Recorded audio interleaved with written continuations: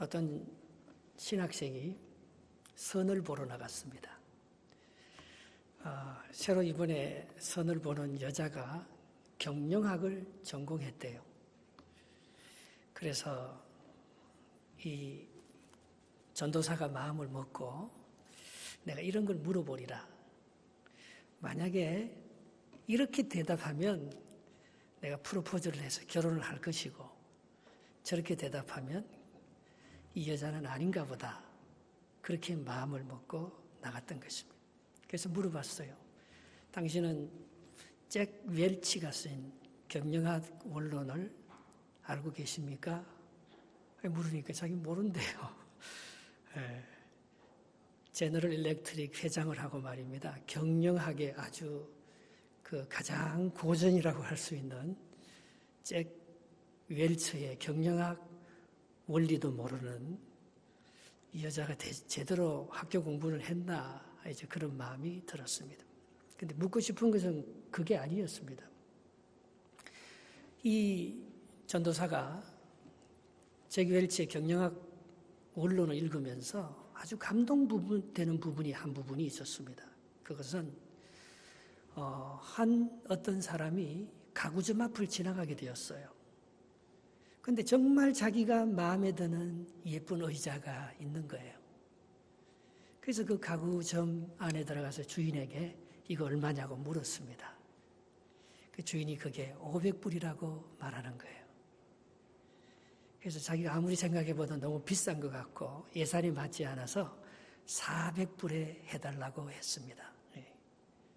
그러니까 그 주인이 계산해 보더니만 그러면 우리 둘 다 조금씩 양보해서 450불에 가져가십시오. 그러면 제가 팔겠습니다. 450불을 다 주고 살려고 하니까 그게 너무 아까운 거예요. 그래서 이 살려고 하는 사람이 다시 한번 내고를 했습니다. 430불에 해주십시오. 그러자 이 주인이 말입니다. 저는 이거 450불 밑으로는 팔 수 없습니다. 450불에 가져가려면 가져가시고 그러면 저는 팔 수 없습니다. 이 살려고 하는 사람이 한참 고민하다가 그냥 손을 털고 가구점을 나오는 거예요. 그러면서 혼자 중얼거리는 말이 있었습니다. 그 의자 진짜 예쁜데, 정말 그 의자 나 갖고 싶은데, 그렇게 고백하면서 나왔던 것입니다. 거기에 잭 웰츠가 줄을 달아 놓았습니다. 아마 그 사람은 그 예쁜 의자를 정말 갖고 싶어 했을 것이다. 그러나 그가 갖고 싶은 것은 430불 의치만 갖고 싶은 거예요.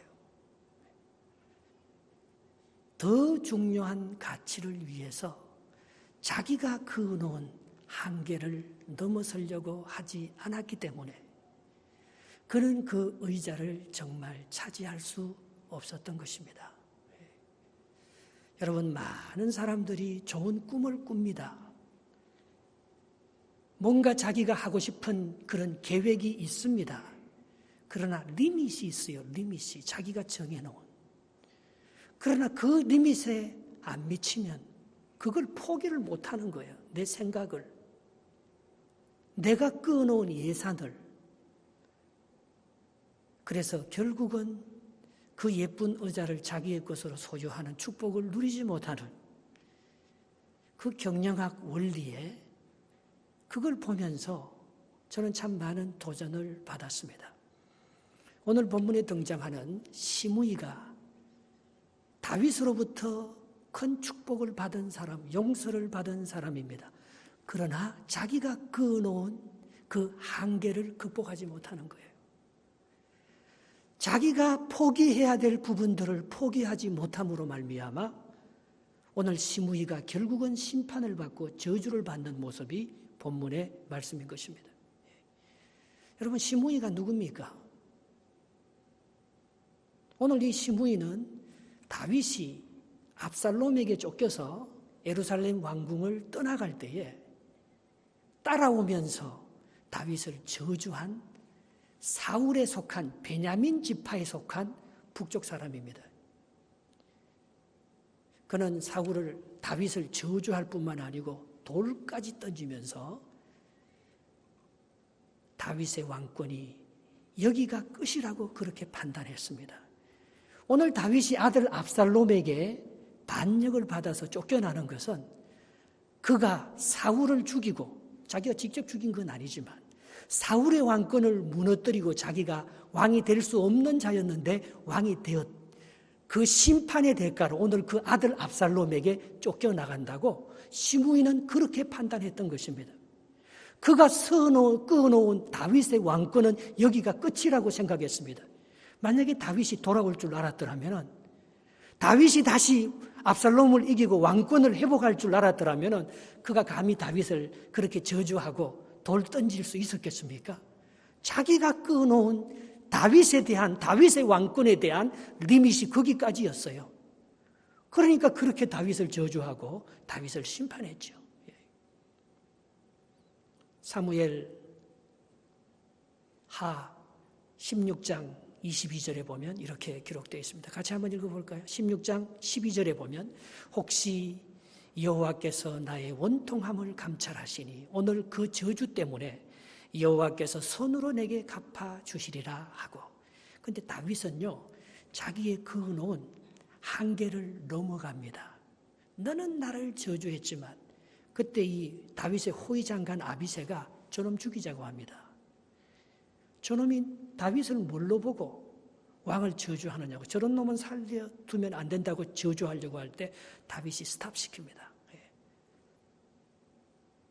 아니, 내 아들도 나를 저주하면서 죽이려고 하는데, 오늘 저 시므이가 하는 그 저주, 그것 때문에 혹시 하나님께서 나를 선으로 갚아줄 줄 아느냐?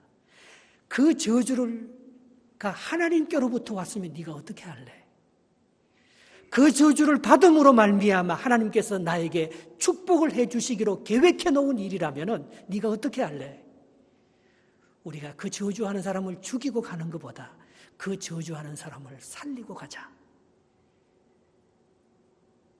다윗은요 정말 하나님의 마음을 바라보았던 거예요.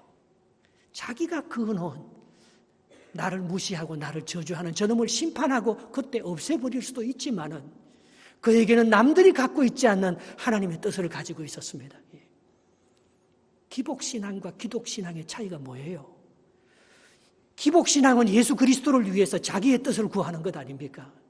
그러나 기독신앙이라는 것은 예수 그리스도를 위해서 하나님의 뜻을 구하면서 내가 끊어놓은 한계, 내가 끊어놓은 심판의 기준, 내가 끊어놓은 그런 내 감정을 넘어서서 예수 그리스도의 사랑, 예수 그리스도의 십자가로 용서할 수 없는 사람을 용서하고 사랑할 수 없는 사람을 사랑할 수 있다면 그것은 정말 경영의 원리를 아는 사람이 아닙니까?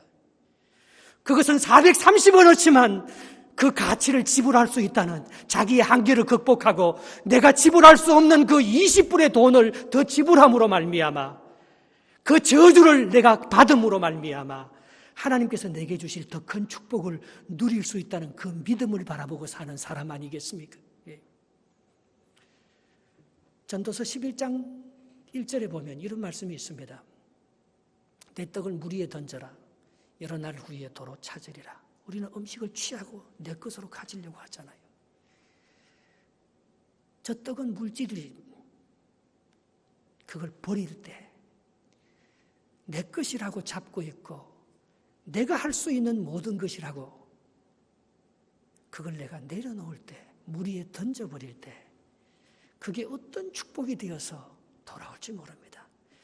다윗이 시므이의 저주를 받아들였기 때문에 하나님께서 다윗의 길을 열어줬는지 어떻게 알 수 있습니까? 그런데 다시 돌아오고 보니까 말입니다. 이 시므이가 압살롬의 반역을 이기고 다윗이 황궁하는 것을 볼 때 시므이가 얼마나 놀랐겠어요. 그래서 제일 먼저 요단강을 건너는 다윗에게 나와서 절을 하면서 미안하다고 용서하다. 아주 이 시므이가 기회주의자인 것을 볼 수가 있습니다. 사무엘 하 19장 22절에 다윗은 이렇게 다시 아비새가 이 시므이를 죽이려고 했었을 때 이런 기회주의, 이런 자기의 유익을 위해서 얼마든지 입장을 바꾸는 이런 놈들은 살려줄 수 없다고 얘기했을 때 다윗이 또 한 번 저런 얘기를 합니다. 같이 한번 읽어보겠습니다. 시작. 다윗이 이르되 스루야의 아들들아 내가 너희와 무슨 상관이 있기에 너희가 오늘 나의 원수가 되느냐. 오늘 어찌하여 이스라엘 가운데 사람을 죽이겠느냐. 내가 오늘 이스라엘의 왕이 된 것을 내가 알지 못하느냐. 다시 돌아와서 왕이 되었는데 내가 어떻게 이 시므이를 죽일 수가 있겠느냐. 다윗은 시므이를 바라보지 않았습니다. 다윗은 시므이를 통해서 자기를 다루시는 하나님을 바라봤습니다. 그래서 이 좋은 날을 바라보지 지난 날 자기를 저주했던 그리고 지금 와서 살려달라고 하는 시므이의 그 변화무쌍한 그래서 다윗을 들었다 놨다 하는 거기에 이 다윗이 마음이 놀아나지 아니하고 오직 하나님을 바라보면서 정말 하나님의 사랑을 끝까지 베푸는 오늘 그런 역사를 볼 수가 있어요. 여러분 그렇다고 다윗이 시므이를 정말 용서해 준 겁니까? 다윗을 정말 괴롭힌 사람이 두 사람이 있어요. 그 사람은 사울과 압살롬이 아닙니다. 다윗을 정말 괴롭힌 사람은 다윗의 군대 장관 요압과 오늘 이 시므이예요. 유언할 때 보면 압니다. 열왕기상 2장 9절에 다윗이 이런 유언을 했었어요. 그러나 그를 시므이입니다. 무죄한 자로 여기지 말지어다. 너는 지혜 있는 사람이므로 그에게 행할 일을 알지니 그의 백발이 피 가운데 서울에 내려가게 하라. 다윗이 죽으면서 지금 유언을 하는 거예요. 요압을 그냥 살려두지 말라.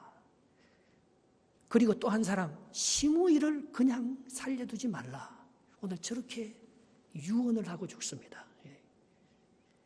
다윗의 마음속에 얼마나 뼈가 저렸으면 오늘 이 시므이에 대한 그를 소홀에 내려가게 심판하라고 솔로몬에게 유언을 하며 죽는 거예요. 자기는 심판하지 않았지만 다윗이 자기 감정으로 시므이를 처리하고 용서해 주었지만 말입니다. 자기가 죽고 난 후에 사람이 한 번 죽는 것은 정한이 있지요. 그 이후에는 심판이 있으리라고 히브리서 11장 27절에 말했습니다. 다윗은 자기는 심판하지 않았지만은 솔로몬에 의해서 심판받을 것이라고 그렇게 말해주는 거예요.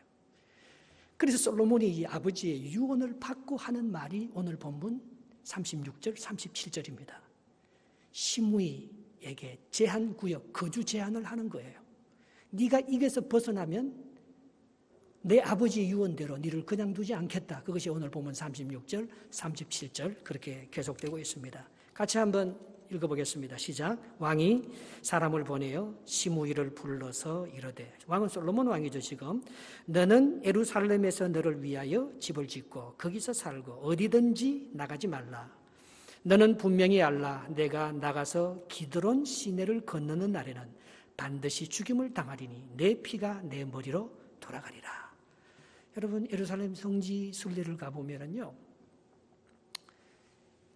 예루살렘 성이 있습니다. 성. 그 안에 성전이 있죠. 그 바로 내려오면 기드론 시내가 있습니다. 기드론 시내에는 굉장히 짧은 그냥 얕은 냇가예요. 그걸 건너면은 겟세마네 동산, 감람산이 있는 거예요. 그래서 예수님께서 감람산에 기도하시다가 기드론 시내를 건너서 성전에 올라가면서 그 위에 골고다까지 가서 심판을 받은 거죠. 거주를 제한해 준 거예요. 네가 여기를 벗어나면 네가 심판을 면하지 못할 것이라고 오늘 그런 제안을 해준 것입니다. 솔로몬의 생각이 있었지 않았겠습니까? 그냥 시므이를 심판하지 아니었습니다. 이 시므이라는 뜻은요. 하나님께서 내 기도를 들으셨다. 하나님께서 나의 원통함을 풀어주셨다. 그런 말이에요. 이 시므이의 현재형이 시므온입니다. 여러분 시므온은 야곱의 둘째 아들 루벤이 첫째 아들이고 둘째 아들 이름이 시몬이지 않습니까? 그것은 하나님께서 내 기도를 들으신다. 하나님께서 나의 고통을 지금 응답하신다. 현재형이요. 시므온의 과거형이 시므입니다. 예. 오늘 다윗은 시므이를 용서했습니다. 그러나 시므이가 어떻게 하는지 끝까지 바라보며 기억하고 있었어요. 그래서 솔로몬에게 유언까지 남기면서 시므이가 정말 용서받았는지, 정말 다윗에게 회개하고 자기가 뉘우치는 삶을 그렇게 살고 있는지 그거 확실한 것을 그가 알아보기 위해서 오늘 하나님께서 솔로몬을 통해서 시므이를 테스트하는 거예요. 시므이는 시므온의 과거형에 불과했어요.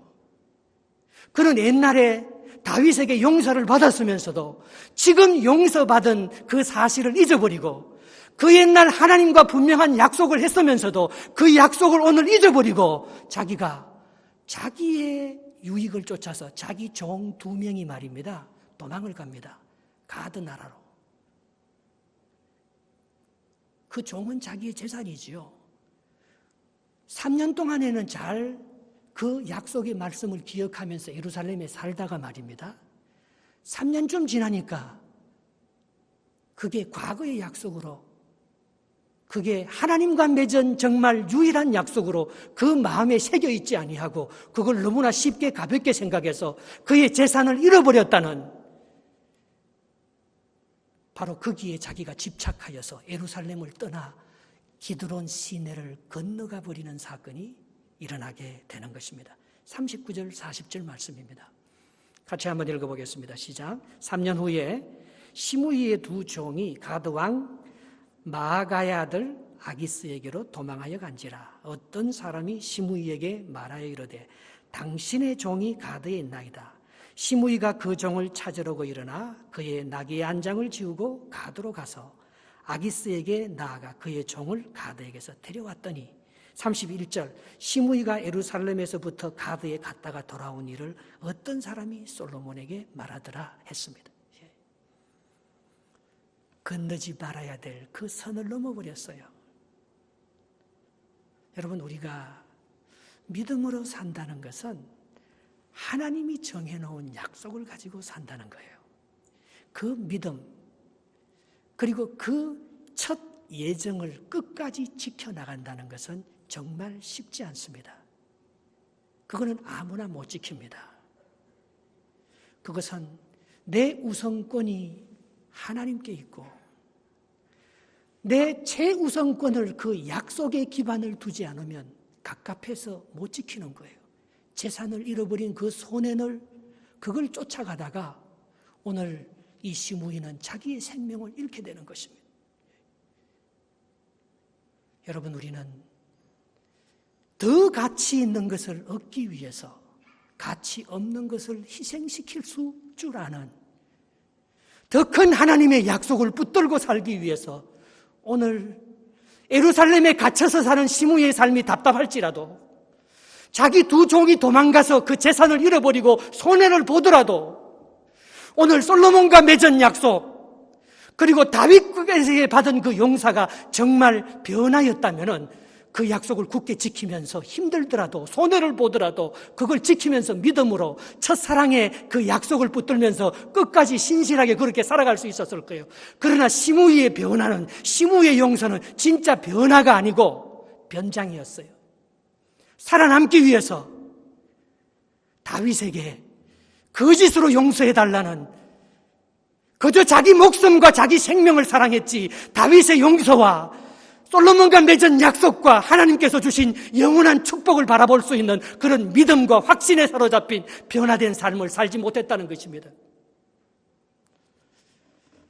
저는 세례받는 사람에게 꼭 2 가지를 질문합니다. 사람들은 그런 질문을 하더라고요. 당신 예수 믿고 죄사함을 받았습니까? 사람들은 그런 질문을 해요. 그리고 또 사람들은 그런 질문을 합니다. 당신 오늘 죽어도 천국 갈 수 있습니까? 당신 천국 가고 싶습니까?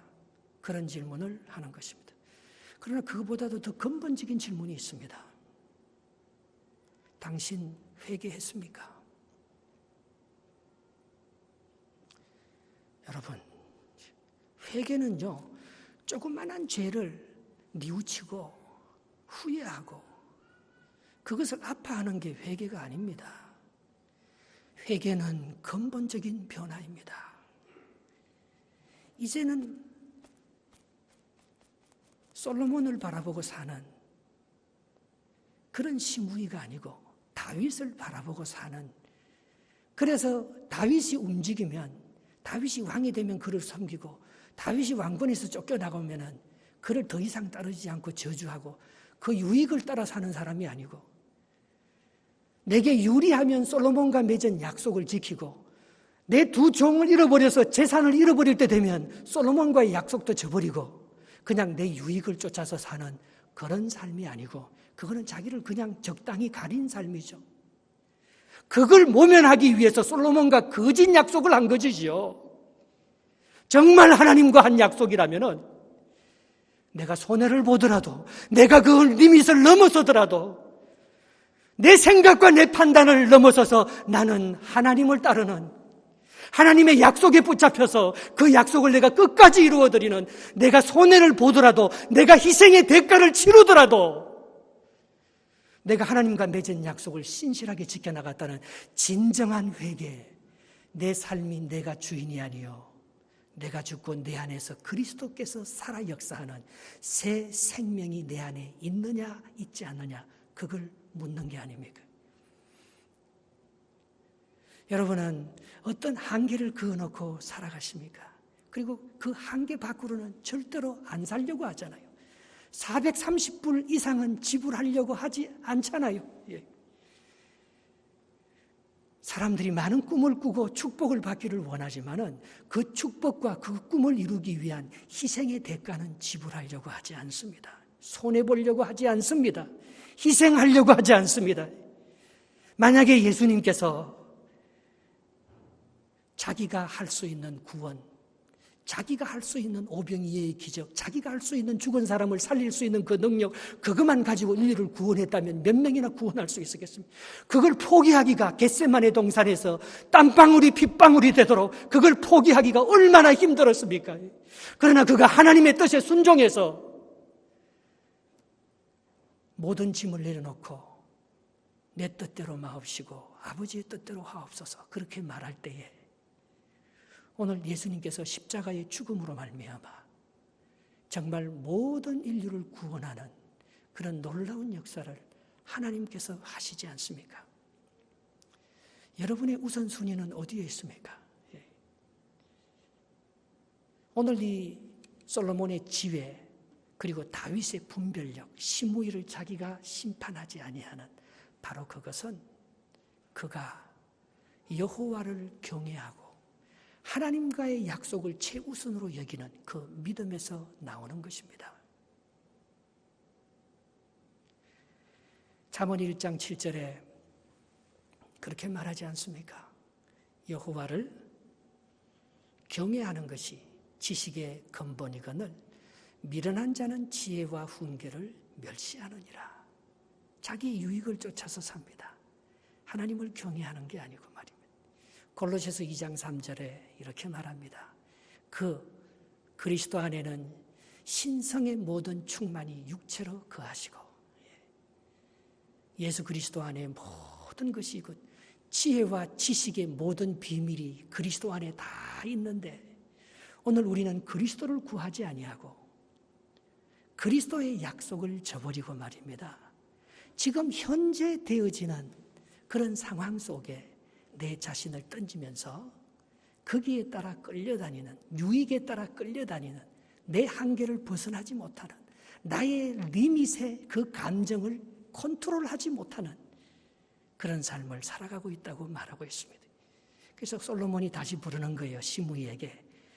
그래서 시므이에게 다시 한번 확인하는 것은 약속입니다. 오늘 본문 42절, 43절을 한번 읽어보겠습니다. 42절 같이 읽겠습니다. 왕이 사람을 보내어 시므이를 불러서 이르되 내가 너희에게 여호와를 두고 맹세하게 하고 경고하여 이르기를 너는 분명히 알라. 내가 밖으로 나가서 어디든지 가는 날에는 죽임을 당하리라 하지 아니하였느냐. 너도 내게 말하기를 내가 들은 말씀이 좋으니이다 하였거늘. 43절 내가 어찌하여 여호와를 두고 한 맹세와 내가 내게 이런 명령을 지키지 아니하였느냐 했습니다. 이거는 사람하고 한 맹세가 아니에요. 여호와와 한 맹세입니다. 여러분 정말 하나님을 두려워합니까? 보이는 가치를 가지고 사람에 의해서 휘둘리며 살아갑니까? 예. 정말 우리가 여호와를 경외하고 약속을 붙들지 않으면 우리의 욕심을 이길 수가 없어요. 세상을 이길 수가 있는 그런 능력이 안 나타납니다.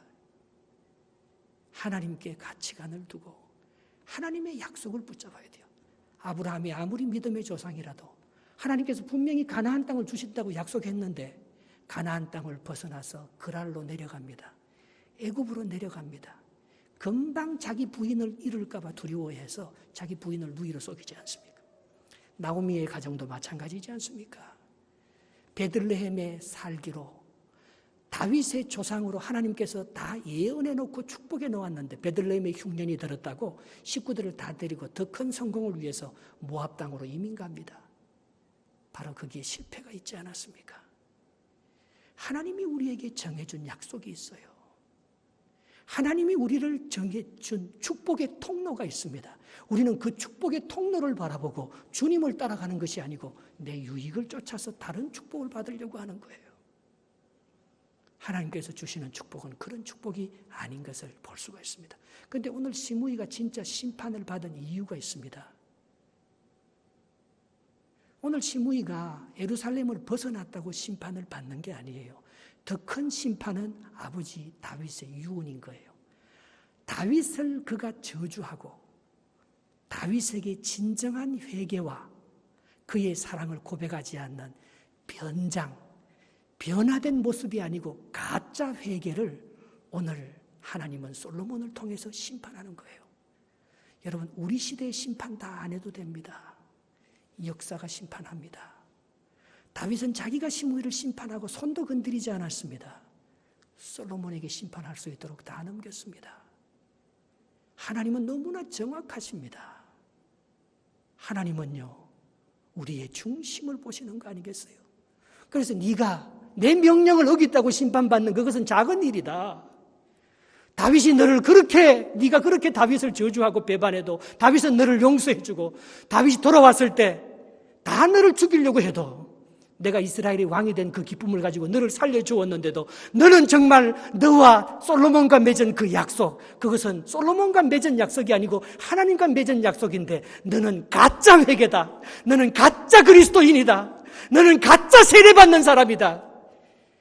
네가 진정한 그리스도의 사람으로 네가 네 이익을 쫓아 사는 사람이 아니고 그리스도의 나라를 위해서 하나님의 나라를 견고하게 세우기 위해서 사는 사람이라면 네가 예루살렘을 벗어나기고 싶은 그 욕망도 참아내고 네 종을 잃어버리면서 재산을 손해뵌 그것도 참아내면서 진정한 하나님의 자녀로 살아야 될 그 진정한 변화된 모습을 내게 보여주지 못했기 때문에 네가 죽는 거라는 거예요. 44절 말씀입니다. 44절 같이 읽어봅시다. 왕이 또 시므이에게 이르되 내가 내 마음으로 아는 모든 악 곧 내 아버지에게 행한 바, 그 아버지가 누구? 다윗에게 행한 바예요. 내가 스스로 아나니 여호와께서 내 악을 내 머리로 돌려 보내시리라 했습니다. 그러나 뭡니까? 다윗과 솔로몬은 자기가 심판할 수 있지만 자기가 이 시므이를 마음에 안 든다고 평생의 다윗의 걸림돌, 다윗의 가장 고통스러운 가시, 이 시므이를 없애버릴 수 있지만 없애버리지 않았던 것은 내가 여호와 앞에서 살고 있기 때문에 하나님께서 나와 나의 후손들은 영원한 복을 주실 것이다. 하나님은 우리 가문을 견고하게 왜? 내가 하나님의 나라를 위해서 살아가니까. 여러분 결국 내 나라를 세우려고 한다면 다윗과 솔로몬도 시므이하고 차이가 뭐가 있겠어요?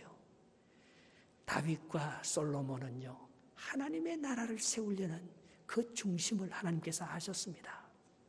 그래서 그의 후손을 통해서 영원한 메시아의 가문으로 하나님의 아들을 다윗과 솔로몬의 후손으로 보내줄 것을 하나님께서 약속하셨다는 사실입니다. 마지막 절 2절입니다. 45절 46절. 그러나 솔로몬 왕은 복을 받고 다윗의 왕위는 영원히 여호와 앞에서 견고히 서리라 하고 여호야다의 아들 분하야에게 명령하며 그가 나가서 시므이를 치니 그가 죽은지라. 이에 나라가 솔로몬의 손에 견고하여 지니라. 이 나라는 솔로몬의 나라가 아니고 하나님의 나라입니다. 여러분, 예수님이 죽을 때 2가지 반응이 일어납니다.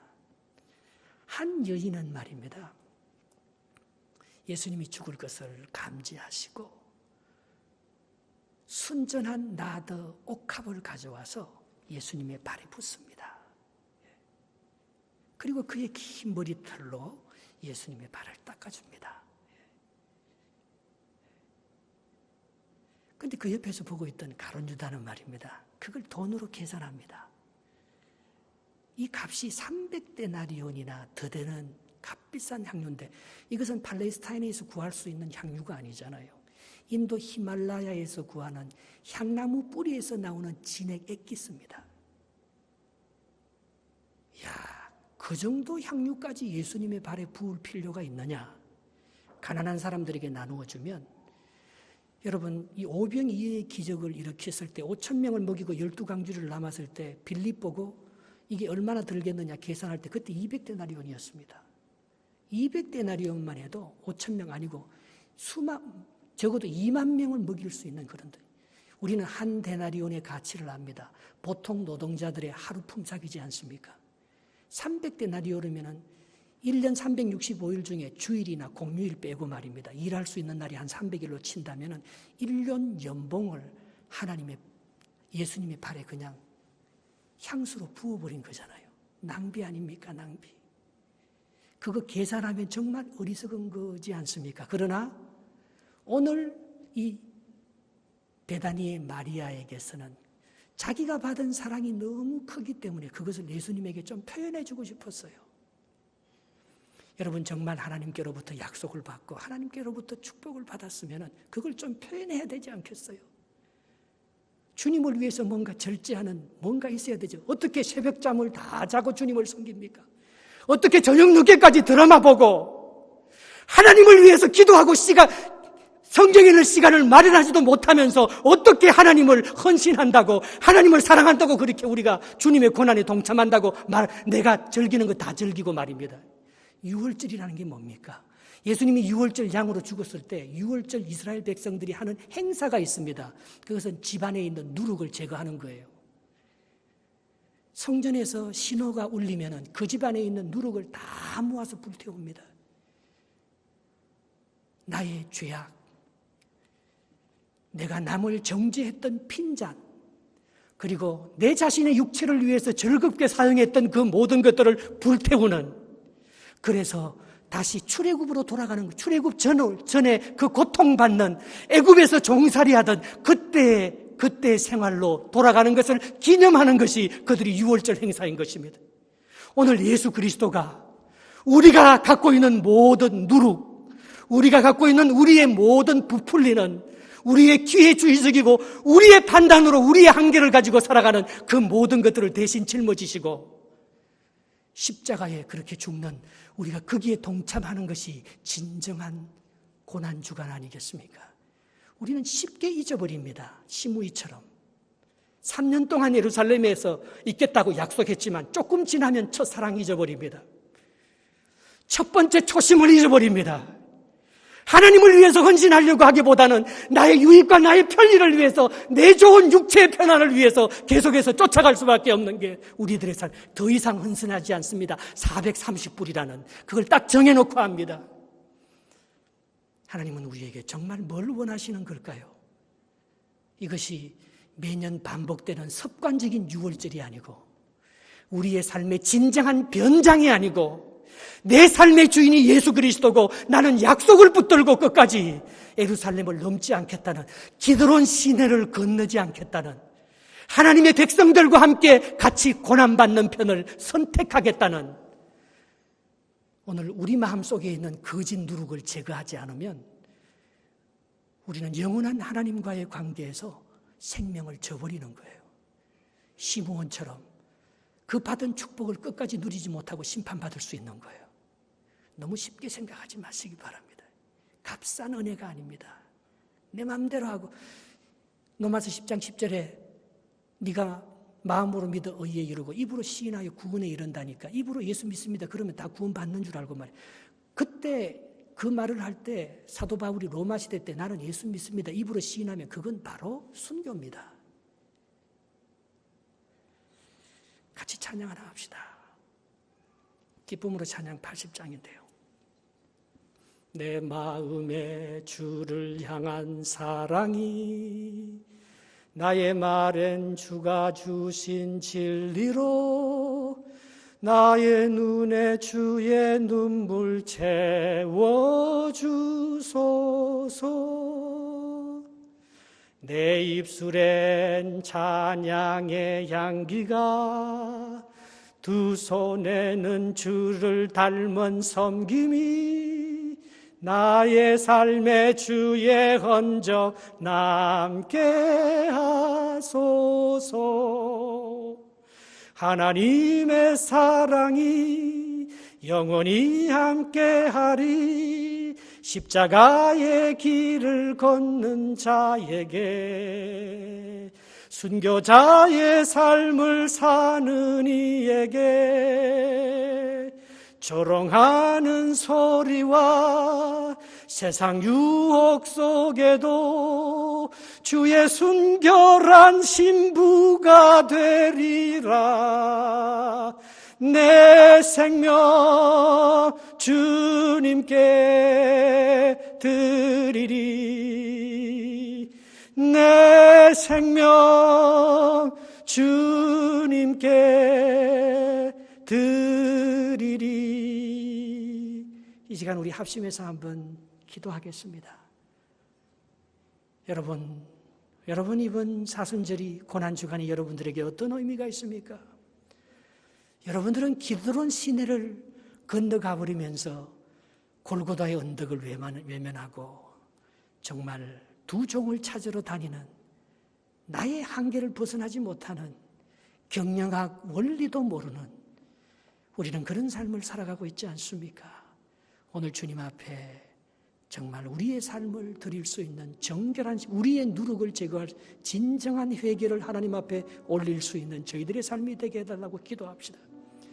그리고 우리 교회를 위해서도 여러분 기도해 주시고 건축원금 약정 여러분 함께 크든지 작든지 왜 헌신에 동참해야 우리 같은 가족이니까 말입니다.